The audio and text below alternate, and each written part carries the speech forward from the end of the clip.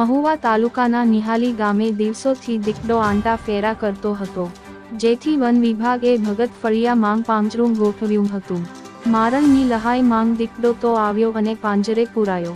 દીપડો પાંજરે પુરાતા ગ્રામજનોએ રાહતનો શ્વાસ લીધો અને સૌ દીપડાને જોવા દોડી આવ્યા હતા. પરંતુ ખખડધજ પાંજરું હોય દીપડો પાંજરું તોડી ભાગી છૂટ્યો હતો.